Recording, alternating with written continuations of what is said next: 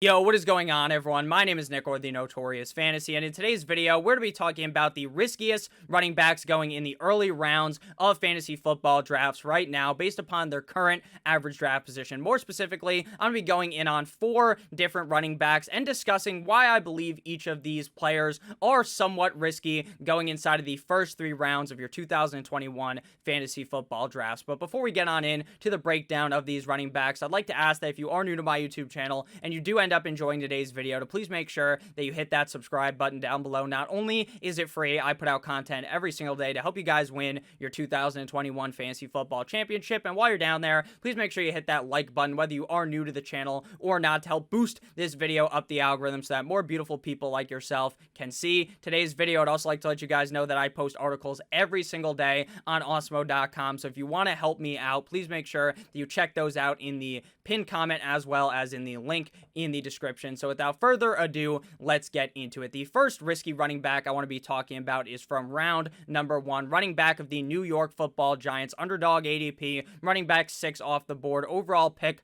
11.2, Saquon Barkley. Now, a couple of weeks ago, and for about some decent time now at this point, it hasn't really been something that came out of nowhere. There's been talk about maybe them resting Saquon Barkley early on in the season. Maybe they put him on a snap count. They put him on a load management where maybe he doesn't get all the touches in week 1, maybe not week 2, maybe not week 3, maybe into week 4, and they're kind of just playing him a little bit, and you kind of get screwed over for those first couple of weeks. And do you want to really pay the price for that when you're drafting him inside of the first round? But as things continue to ramp up with this discussion, and the realer it seems to be that he was going to be on a snap share in a load reduction scenario in New York, people started to backtrack off of him, and he's falling deeper down into the first round right now, pick 11.2. Now, I still see him go in the top 5 in a lot of drafts, so we're to be discussing right now if I'm willing to take that risk. Now, according to Good Morning Football, the Giants will likely see running back Saquon Barkley by week 3, and although no one will rush him, no one is completely ruled out week number 1 either. Now, right now, as I'm recording this video, and as you're watching it, it is August 8th. This came out 2 days ago on August 6th.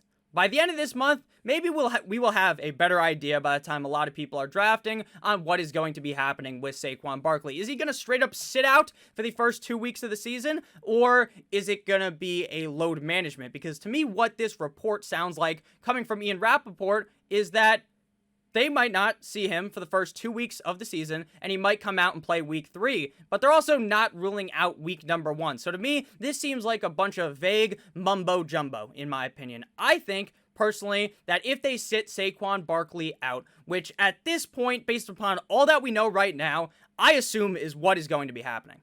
And if that is what is going to happen, I'm still drafting Saquon in the first round.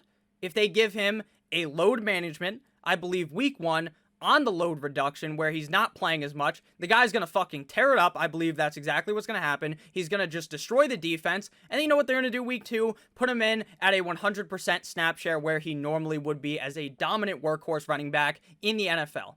Regardless of what happens, unless we hear reports that Saquon Barkley is really struggling in practice, that he just can't get it going at all, then I'm still drafting Saquon Barkley inside the first round. You want to know why? It's because I can compare this situation to something that happened a couple of years ago with Le'Veon Bell. Now, a bunch of years ago, Le'Veon Bell was suspended for the first 2 games, I believe, or the first 3 games of the season for smoking some of that loud. He was smoking weed, so he got suspended. But guess what happened? He was still a top 5 pick in fantasy football. You want to know why? Because if you pair Le'Veon Bell, sure, he was going to miss 3 games, 2 games, whatever it was, then you just draft someone else later, and guess what? You slot that guy into your lineup, and you just combine their numbers at the end of the year. You say Saquon Barkley plus round whatever running back that you draft, and they're going to equal a top 12 running back, if not a top 5 running back, because when Saquon Barkley is healthy, the guy is amazing. Sure, last year, his stats were absolutely atrocious because he only played in 2 games, and both of those games were up against really tough defenses. But if you look at 2019, playing in 13 games, this guy had 217 carries, 18th highest at the running back position, 1,003 rushing yards, 15th at running back, 73 targets for 52 receptions, 438 receiving yards, and 8 total touchdowns on 13 games. This is going to be a dominant pass-catching running back for the New York Giants. I understand that Daniel Jones does put a damper on the upside of Saquon Barkley because to me, I don't really like Daniel Jones. I think the guy's a turnover machine, but it doesn't matter because even when Eli was playing like shit towards the end of his career, Saquon Barkley was still eating up those fantasy points. When the offensive line isn't the best, guess what still happens? Saquon Barkley still eats. So I'm still perfectly fine drafting Saquon Barkley inside of the first round as the running back 6-ish off the board, which is where he is coming off the board right now. But understand that if he misses a couple of games, that it does not matter at all, as long as he is healthy. Now, again, if these reports come out that Saquon Barkley is still messed up, that he's not going to be good to go maybe by week 6 or something like that, they keep pushing back the timetable, then I'm running clear away because that just tells me that they don't know what is happening with Saquon Barkley. But based upon the information that we have right now, to me, Saquon Barkley is worth that first round pick. You just pair him with a running back later, and then at the end of the year, you just add their numbers together, and you're going to be finishing probably with a top 5 running back if Saquon Barkley is able to stay healthy. I think a lot of this narrative is going to continue to be super confusing. It's very vague to say that Saquon's going to be fine by week 3. He's going to be good to go by week 3, but they're not going to rush him, and they're not ruling out week 1 either. That is the most confusing fucking situation ever, Joe Judge. Why don't you tell us exactly what's going to be happening? Maybe it's to get some type of competitive edge so your week 1 opponent isn't ready for Saquon Barkley?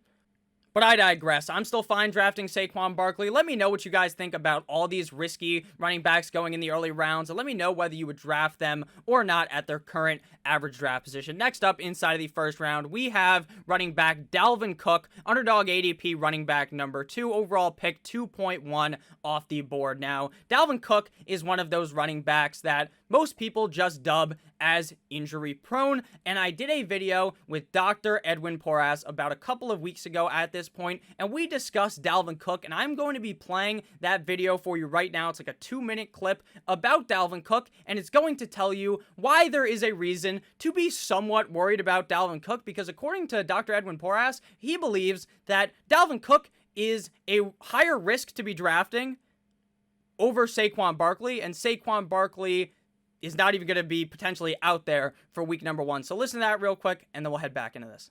The thing about Dalvin Cook is he's had 3 or 4 shoulder dislocations since high school.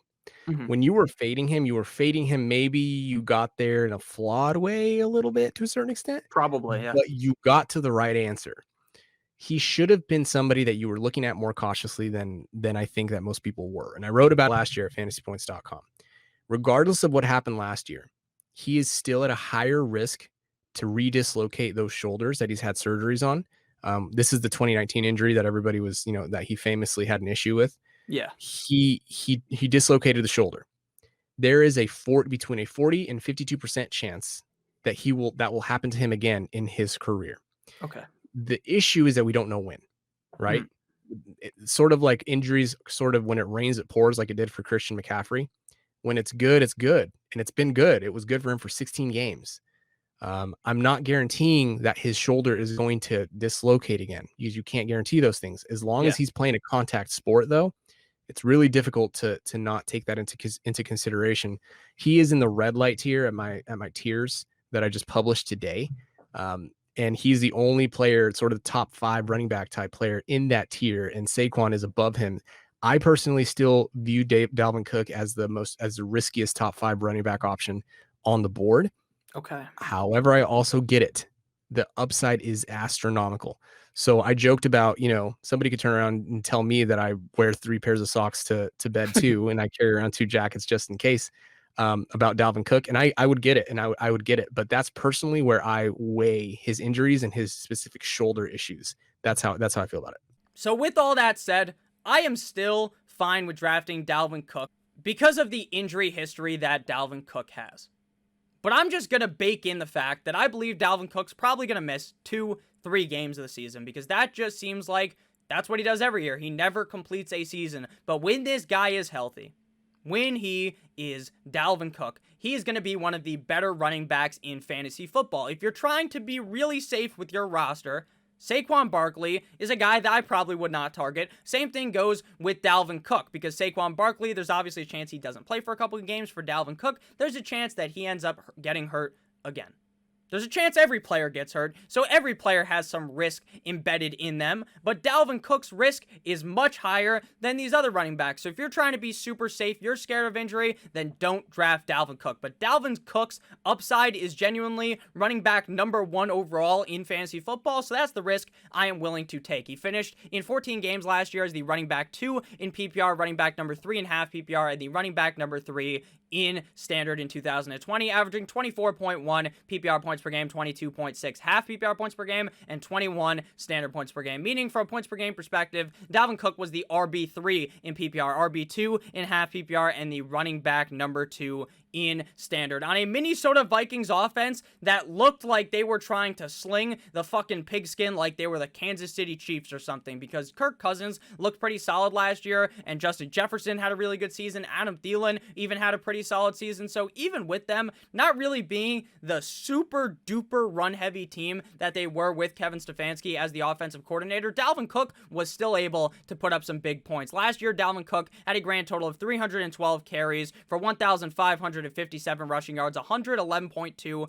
per game, ranking number 2 at the running back position, 54 targets, 15th at running back, 44 receptions, 14th at running back for 361 receiving yards, 10th at running back, and 17 total touchdowns, ranking 2nd at the running back position. Again, I will reiterate, there is certainly an injury risk with Dalvin Cook because of his prior injuries and his disposition, I believe is the word, to getting hurt again. His predisposition, I think, to getting injured again. But with that said, the numbers don't lie. When you look at the numbers, this is a guy that can finish as the running back 1 in fantasy football, and that's what you're looking for when you draft number 2. Again, if you're trying to be super duper safe, then just draft Alvin Kamara there, draft Derrick Henry there. But if you're willing to take a slight risk, I don't think this is a humongous risk where the light should be beaming off in your head, holy shit, I shouldn't draft Dalvin Cook, because that's exactly what I thought going into last season, that this motherfucker is going to get injured again, and he's going to screw your team over yet again. But guess what? He only missed 2 games, and when he was healthy, the guy is ultra dominant on the Minnesota Vikings. So I'm willing to pull the trigger yet again this season. Well, I wasn't willing to pull the trigger last season, but I am ready this year at the number 2 overall spot. Basically, every single time I'm going to be drafting Dalvin Cook. Now into round 2, we begin here with Jonathan Taylor of the Indianapolis Colts, underdog ADP, running back number 10, overall pick 16.4, minus 4.04 slots on the week.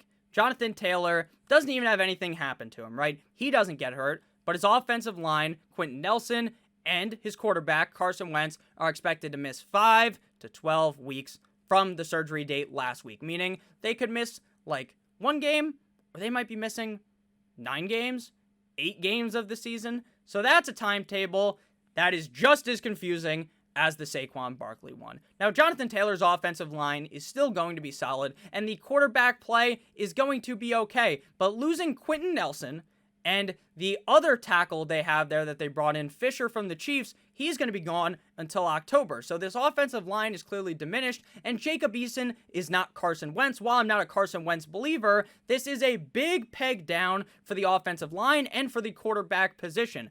So my thoughts are that, hey, what if Jacob Eason kind of fucking sucks? What if he isn't playing the best, and then the defense just loads the box, and the offensive line isn't as good, so Jonathan Taylor is getting hit behind the offensive line, and he can't do anything because they know exactly what they're going to do. They're going to try to establish the run because of how good Jonathan Taylor is. And what if they're down big in these games and they start bringing in Nyheim Hines more? Because Jonathan Taylor, while a very talented pass-catching running back, we saw it all the time last year, they were still using Nyheim Hines in these pass-catching opportunities. And Nyheim Hines was a pretty solid fantasy running back last year. So there's a lot of scenarios here that can go very wrong for Jonathan Taylor. Now he's falling outside of the first round on underdog. But if you've watched all my mock drafts recently, you've noticed that he's still like a top 6, top 8, top 10 pick in a lot of these mock drafts. So going where he's going right now, an underdog at pick 16.4, I'm willing to draft him there inside of the second round because there's the baked in risk that, hey, Carson Wentz could miss more than half of the season potentially, and Quentin Nelson could miss more than half of the season, and that is going to hurt Jonathan Taylor for those games.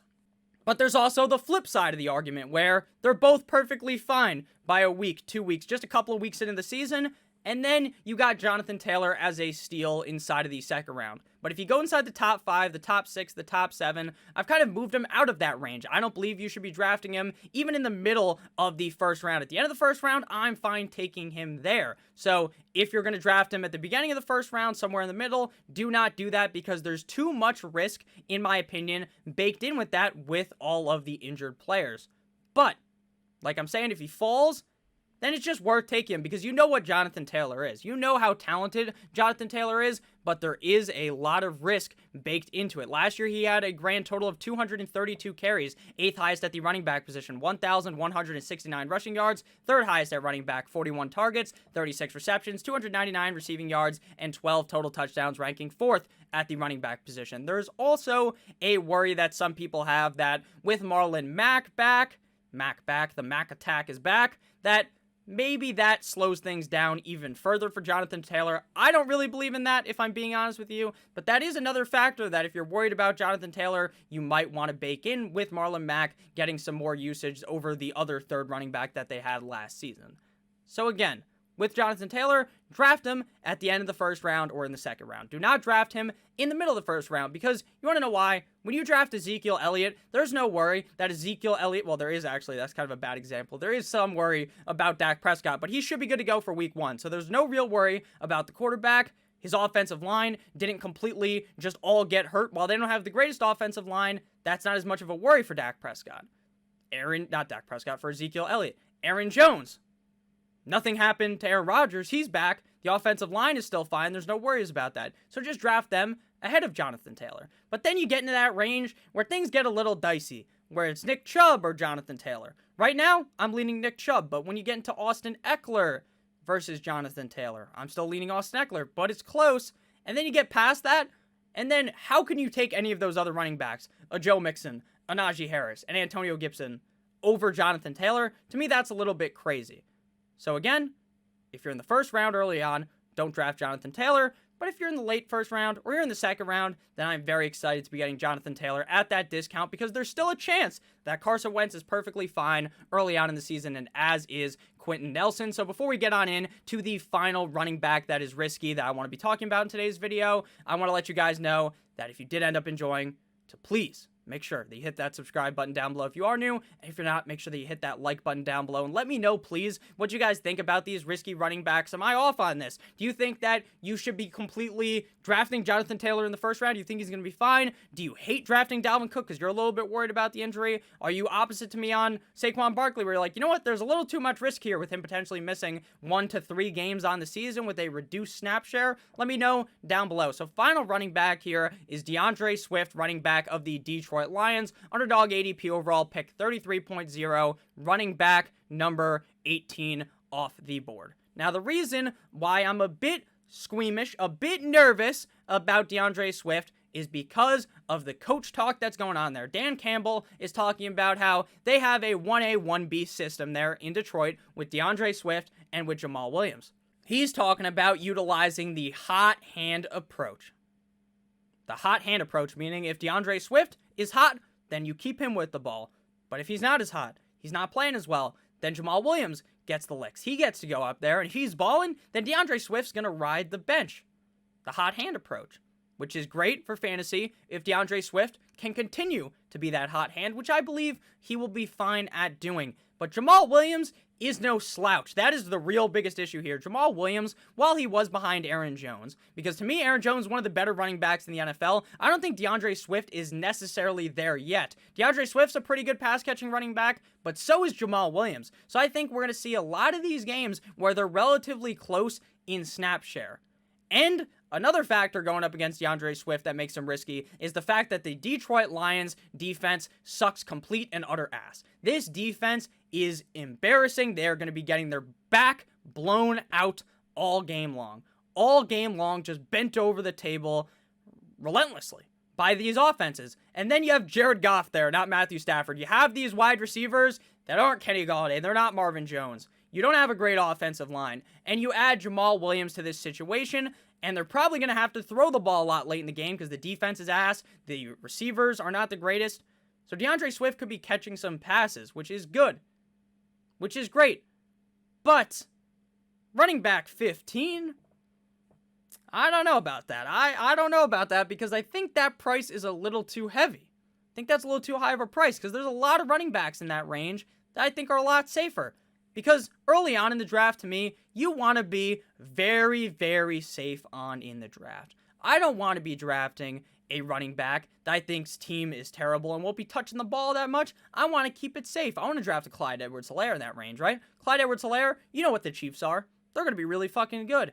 I want to get maybe a less risky running back. And Antonio Gibson sometimes falls even further back in that range. A David Montgomery is much safer than a DeAndre Swift. So again, I'm not here to tell you not to draft DeAndre Swift because I've drafted him multiple times on this channel, but you never see me pick him and get super excited because of the drawbacks to him. I'm going to pick him and I'm going to feel just about fine about it. He's my running back too. It is what it is, but I think his upside is severely capped by Jamal Williams being there and by the fact that there's no more Matthew Stafford, there's Jared Goff, and all these factors on the team that are going against him. Last year, DeAndre Swift played in 13 total games, finishing as the RB18 in PPR, 18.5 PPR, and the RB20 in standard, averaging 14.6 PPR points per game, 12.8 half PPR points per game, and 11.1 standard points per game. Meaning, from a points per game perspective, DeAndre Swift was the running back 18 in PPR, 20.5 PPR, and the RB22 in standard, tied with about 60 million other running backs. He had 114 carries on the season, 521 rushing yards, 57 targets, 46 receptions, 357 receiving yards, and 10 total touchdowns. This year, the chance that DeAndre Swift becomes the guy is much easier than last year when he was a rookie because there was just so many other running backs on that team. Adrian Peterson was there, they had Kerryon Johnson, and they had DeAndre Swift. So he was definitely, now Adrian Peterson's not the old Adrian Peterson, and Kerryon Johnson isn't the greatest of running backs, but he was a rookie, and he was stuck behind these other players. But now, he should be the clear number one guy, but with this talk about Jamal Williams being heavily utilized, I'm a lot more worried about DeAndre Swift. But I'm really hoping if you're drafting DeAndre Swift, he's a back half of the third round pick rather than a early round third round pick because that price, I don't really like paying it. I'm fine drafting DeAndre Swift, but again, I don't really feel positive or negative. I just feel neutral about doing it. Like, I'm going to do it, but it's not going to get me, like I said earlier, it's not going to get me excited. I'm just going to draft him and be like, fuck it, I got DeAndre Swift. Let's just hope that the Lions defense does something so that maybe they can run the ball, or maybe that Jamal Williams just stinks in Detroit, which to me, there's not the highest odds of that. So DeAndre Swift is a running back that is risky, that I will draft. Jonathan Taylor, risky, will draft him later on in the first round or in the second round. Dalvin Cook, I'm perfectly fine with, but I understand the injury risk. And SAQUON Barkley, if he's going in the top 5, I'm not drafting him, but if he's falling back into the late first round, I'm pretty excited to draft SAQUON Barkley at that discount. So thank you guys all for watching this video. Let me know down below, again, what you guys thought about these risky running backs. Do you like them? Do you hate them? Let me know down below. And let me know if I missed on any running backs that maybe you want to talk about. We can have a nice conversation in the comment section below. Make sure you check out awesemo.com for all of my articles. Make sure you hit that like button, that subscribe button. I love all of you guys. Thank you so much for watching this video. Happy Sunday. One more day of the weekend, which is today. And then we got work on Monday, but it is what it is. We're going to have a great rest of the week. It's still the summer. We're having a great time. And guess what, guys? Football is coming up soon. I love you guys. Thank you so much for watching. Have a great rest of your guys' day. As always, good boy.